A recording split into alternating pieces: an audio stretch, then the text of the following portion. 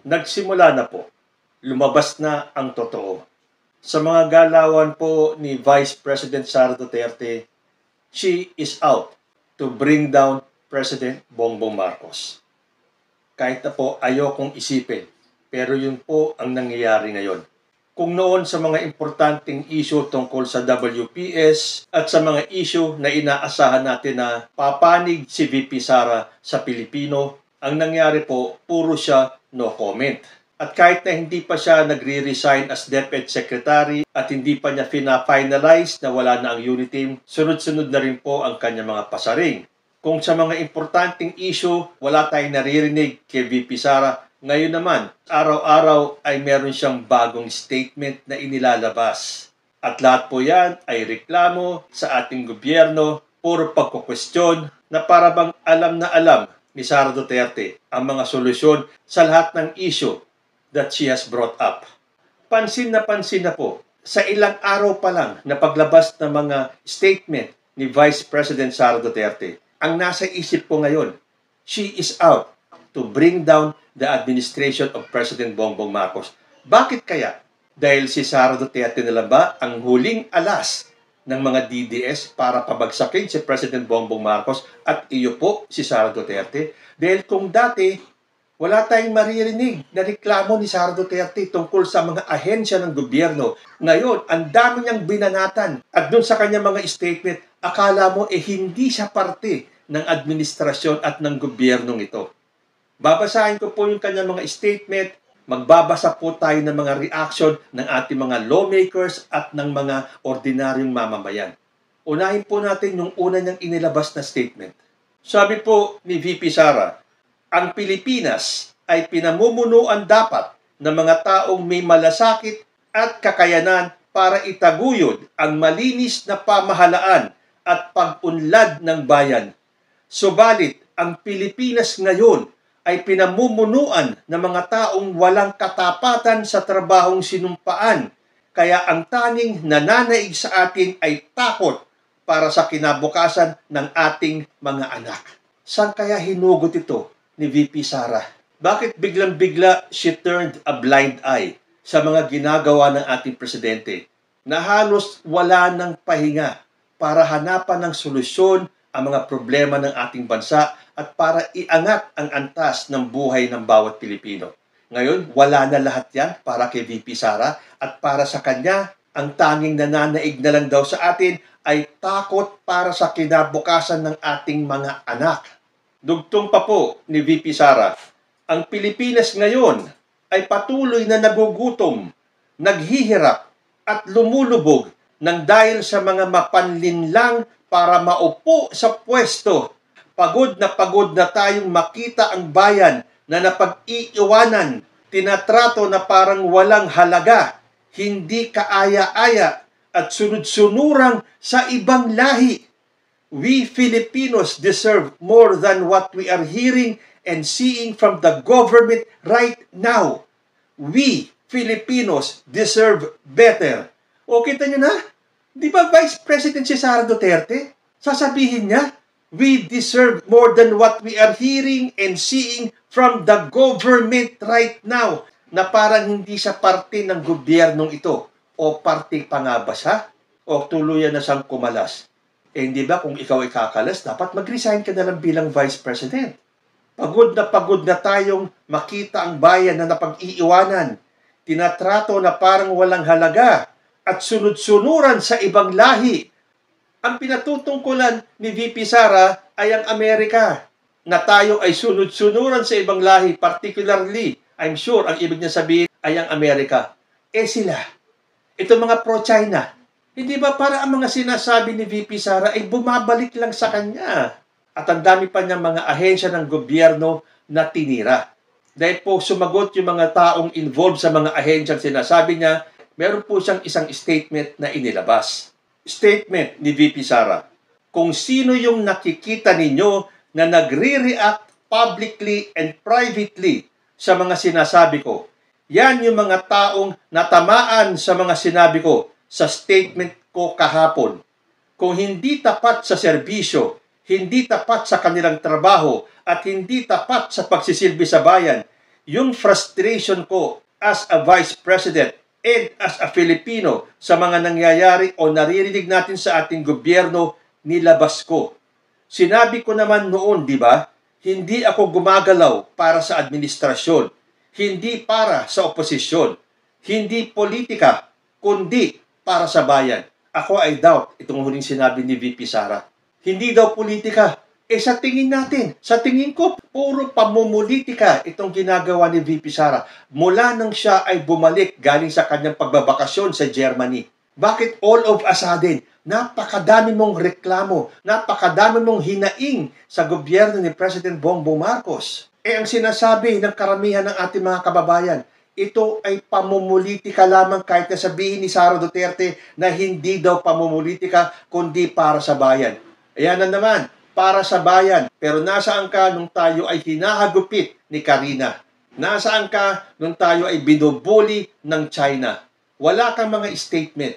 Tapos ngayon, pagkabalik mo ng Germany, sunod-sunod ang iyong mga statement. So ano ang tingin ng taong bayan? Gusto mong pabagsakin ang administrasyon ni President Bongbong Marcos. Bakit? Para ikaw ang iyo po. At bago po tayo magbasa ng mga comments at mga statement naman ng mga lawmakers at ng mga ordinaryong mamamayan, meron na naman po siyang inilabas na statement. Araw-araw talaga, nag-umpisa noong August 7, August 8, ngayon naman August 9. Baka naman gusto ng pondohan ang mga infrastructure projects na naaayon sa master plan. O baka naman may alinlangan pa hinggil dito dahil Duterte ang mayor at mas mamarapatin nilang gibain na lang. Leadership is faithfulness to the oath of office. Leadership is faithful service to the people. Leaders should only say one thing, that it is done. Leaders should not be motivated by cash, cocaine, or champagne. And most certainly, leaders should not be made to hold champagne glasses. Again, we Filipinos deserve better. We Filipinos should be the best. Shout out sa JICA at Japanese government na tumulong sa Davao City. You are the best.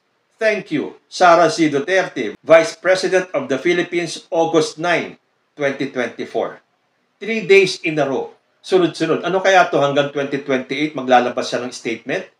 So andito na yung kanyang mga pasaring at patama kay President Bongbong Marcos. Leaders should not be motivated by cash, cocaine, or champagne. O hindi ba yung walang katapusang ini-issue ng mga DDS yung pagko-cocaine ni President Bongbong Marcos? Mula sa PIDEA Leaks hanggang kay Jonathan Morales na balita ko ay hinatulan guilty dahil sa perjury. Doon sa fake na polvoron video, ano kaya ang masasabi ni VP Sara? Sabihin kaya niya na si Bongbong Marcos yung nasa video at ngayon itong si Cathy Binag, dinamay pa yung tatlong anak ni President Bongbong Marcos at ni First Lady Lisa Marcos nung sinabi niya na pati itong tatlong Marcos kids ay nagdodroga. Leadership daw is faithfulness to the oath of office. Leadership is faithful service to the people.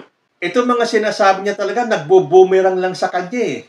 Ngayon, magbasa naman tayo ng mga reaction ng ating mga lawmakers. Sagot ni Zambales 1st District Representative J. Kongun, Ma'am, kayo po ang wala sa bansa nang bayuhin ng Super Typhoon Karina ang mga Pilipino.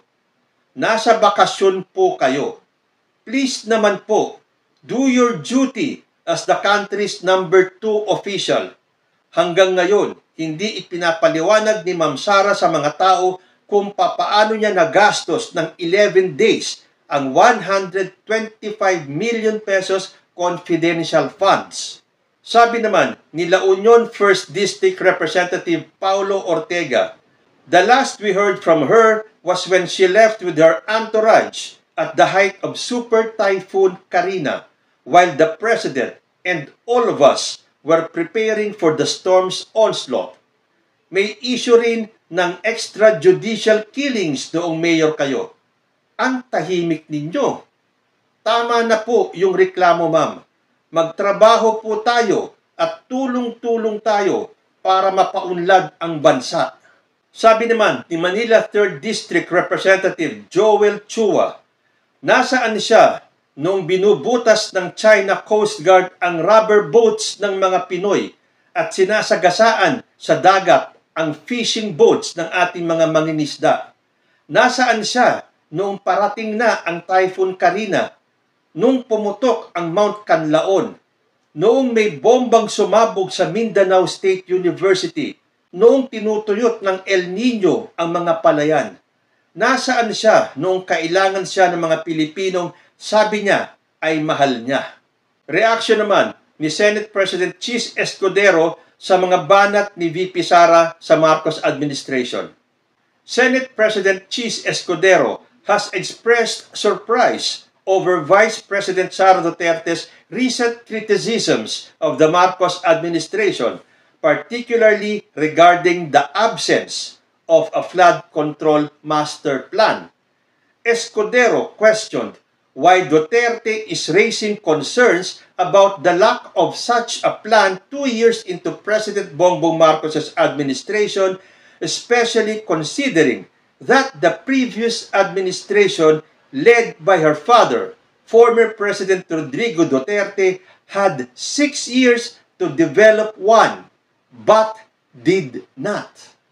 What is perplexing is her questioning the absence of a flood control master plan 2 years into the administration of PBBM after the previous administration had 6 years to develop one but was unable to do so.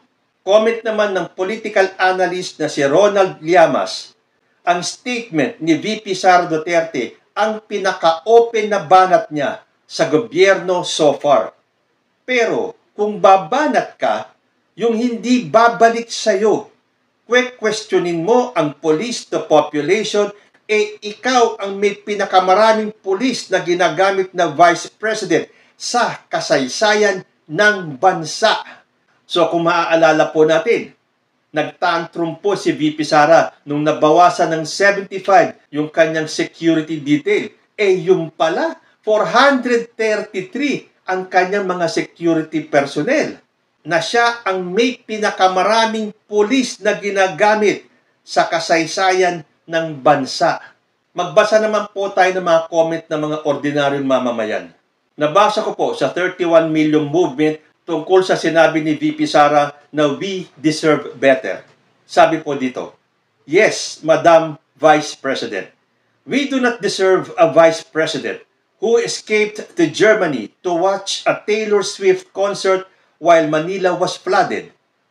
We do not deserve a Vice President who endorsed her father's only solution to fix Metro Manila's flooding, which was to pour billions into the Manila Bay Dolomite Sand Project. We do not deserve an absentee Vice President who, instead of urgently aiding calamity victims and offering constructive solutions, used the misery of her fellow men as an opportunity to compose lies, blame others, and hide her father's failures. We do not deserve a Vice President who acted as cheerleader for her father's bloody drug war, which claimed the lives of innocent children. We do not deserve a pro-China Vice President who not only refused to condemn Beijing for stealing our territory, assaulting our soldiers, harassing our fishermen, but treacherously encourages such acts. We do not deserve a Vice President who acts not as a leader of a nation, but as an apostle of Kibuloy and an enabler of his crimes against women and children. We do not deserve a Vice President whose sense of entitlement leads her to aggressively demand, as if it were her royal birthright, to keep 400 personal bodyguards whose salaries and equipment cost taxpayers $500 million a year. We do not deserve a Vice President who failed miserably as Education Secretary, leaving the running of DepEd to a few of her loyal but unqualified underlings, which resulted in the worst failing test scores of our children in history. We do not deserve a Vice President who threw tantrums when her request for millions in confidential funds were denied for lack of basis. We do not deserve a vice president whose office cost us hundreds of millions of pesos a year, but when in times of crisis is missing in action, cheers for the enemy, sides with criminals. Yes, Madam Vice President, we do not deserve you. The Filipino people deserve better. Ayan po, hindi ko na kailangan i-elaborate yung mga comments at reactions ng mga taong nagsalita at dinipensahan ang ating gobyerno laban sa mga tirada ni Vice President Sara Duterte. So saan kaya hinuhugot ni VP Sara lahat ng kanyang mga reklamo? And I tell you, hindi po ito ang magiging huling banat ni VP Sara. Dahil ang feeling ko, now with Sara Duterte openly criticizing our President Bongbong Marcos, magdedire-diretso na po yan at magtutulong-tulong na silang mga DDS para sirain at ibagsak ang ating Presidenteng Bongbong Marcos. Hindi po sila titigil hanggat hindi bumabagsak si President Bongbong Marcos. Tandaan po natin yung isang sinabi ni former President Rodrigo Duterte sa kanyang maisog rally nung sinabi niya kay President Bongbong Marcos na baka matulad si President Bongbong Marcos sa nangyari sa kanyang amang si Apo Lakay. Kung ano man ang ibig sabihin ni former President, alam na po natin ang ibig sabihin. People power na nga pa talaga ang susunod? Ano ba ang nangyari ngayong Biyernes sa panawagan nila na lahat daw ng galit sa gobyerno ni President Bongbong Marcos ay magtipon-tipon sa EDSA? Sapat ba ang bilang nila para sa isang people power? Kayo po, ano sa tingin ninyo ang nangyayari kay Vice President Sara Duterte? Comment lang po down below at magbabalik ang usapang Tito Manny. Diyos ti Agnina.